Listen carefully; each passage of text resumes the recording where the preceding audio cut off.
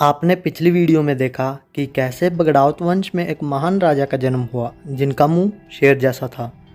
इसका क्या कारण था, यह जानने के लिए आपको वह वीडियो देखनी होगी। आज इस वीडियो में हम जानेंगे कैसे महान बगड़ाउत वंश का उदय हुआ। महाराज बिसलदेव चौहान द्वारा राजा बागराव का विवाह संपन्न करवाने के बाद पदनौर रियासत उन्हें भेंट दी गई। राजा बागराव चौहान की 12 रानियां थीं, जिनके नाम गोत्र और पिता का नाम इस प्रकार है। चंद्रकांताबाई जयराम बानिया जी की पुत्री, लखमादेबाई हरदेव राम राठौड़ जी की पुत्री, कुन्नणाबाई शेषमण कालस जी की पुत्री, जानकीबाई माधु सिराधना जी की पुत्री, ललतीबाई और बलवंतीबाई गेंदा सिराधना जी की पुत्री, खानीबाई भूरा चाड़ जी की पुत्री, नाथीबाई खाना चाड़ जी की पुत्री, धनवंतीबाई और फूलबाई हेमा चेची जी की पुत्री, रमेशबाई रामा अवाना जी की पुत्री, बिंदकाबाई धन्ना जी अवाना जी की पुत्री। सभी रानियों ने 2-2 पुत्रों को जन्म दिया, जिन्हें राजा बागराव का पुत्र होने के कारण बगड़ावत कहा गया।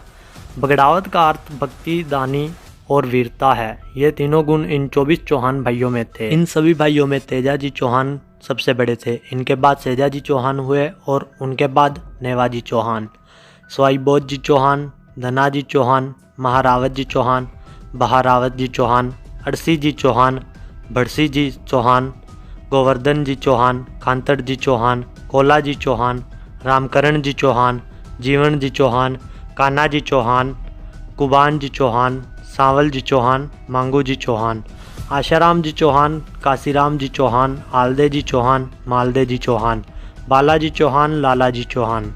राजा बागराव चौहान के 24 पुत्रों के जैसा वीर और दानी उस समय इस संसार में कोई नहीं था।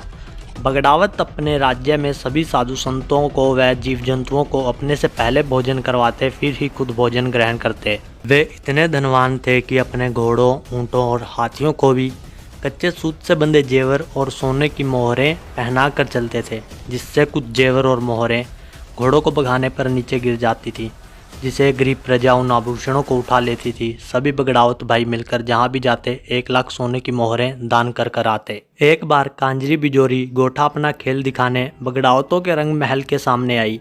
सभी बगड़ावत भाई कलाकारों का बहुत सम्मान करते थे, इसलिए महाराज स्वाईभोज ने उसका खेल देखकर प्रसन्न होकर उसके अर्ध अंग पर 9 करोड़ के अर्ध आभूषण सजा दिए। एक हाथी और एक ऊँट भी उसका सामान ढोने के लिए उसे दिया गया और कहा, आप जहाँ भी जाएं बगड़ावतों के गीत गाते जाएं। यदि कोई अन्य राजा आपके बाकी बचे अंग पर आभूषण पहना दे तो उसका नाम, पता, कुल आदि सब पूछ कर आना। यदि हम जैसा दानी न मिले तो 18 वर्षों से पहले ही बगड़ावतों के गीत गाते हुए वापस आना। हम आपके शेष बचे अर्ध अंग को भी आभूषणों से सजा देंगे। इसके बाद कांजरी बिजोरी जिस राज्य में भी जाती बगड़ावतों के गीत गाती, खेल दिखाती और राजाओं से कहती, यदि आप महाराज स्वाईभोज चौहान जितना दान कर सकें तो ही मैं दान लूँगी, अन्यथा मुझे केवल कुछ वस्त्र और भोजन दे दीजिए।